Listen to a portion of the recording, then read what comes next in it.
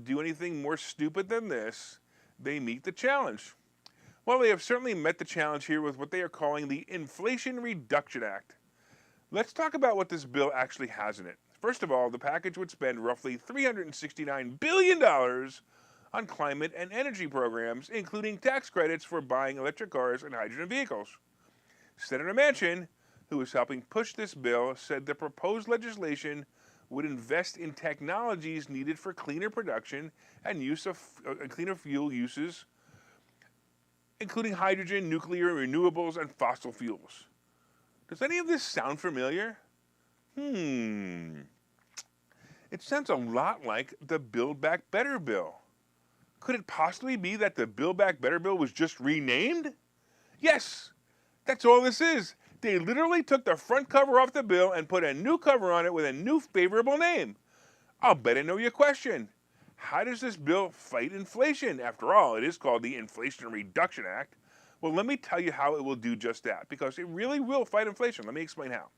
The government is proposing another $15,000 tax on all large corporations. No, this isn't the minimum 15% global tax from the past proposals. This is an additional 15% tax to pay for the Build Back Better program named the Inflation Reduction Act. So how does it fight inflation? It's so simple. Well, technically, it causes more inflation, and then it totally solves the inflation problem. Let me explain how that works. First, it causes more inflation, then it solves the inflation problem. If you tax corporations more, guess who pays that tax? You and I do in the cost of goods and services. So if you tax Amazon, for example, 15% more, expect the price of your products to rise by at least 15%. Is that reducing or causing inflation? Duh, dumbass Democrats. It causes more inflation. But here's where it actually can reduce inflation. Let me explain what's going to happen and how it will actually reduce inflation.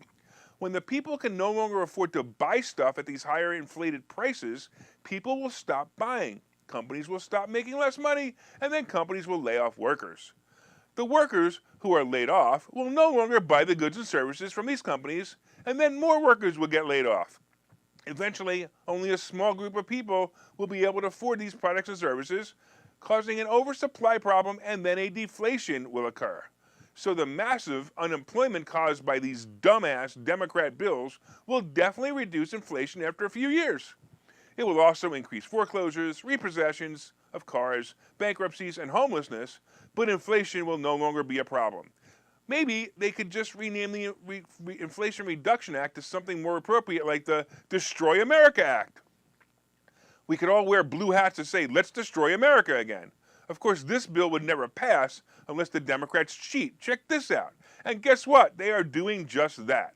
Apparently, Democrats hope to approve the bill in the Senate via a special budget process called reconciliation, which would allow it to pass with 50 votes and with Vice President Kamala Ding Dong breaking the tie vote in the 50-50 chamber with one vote.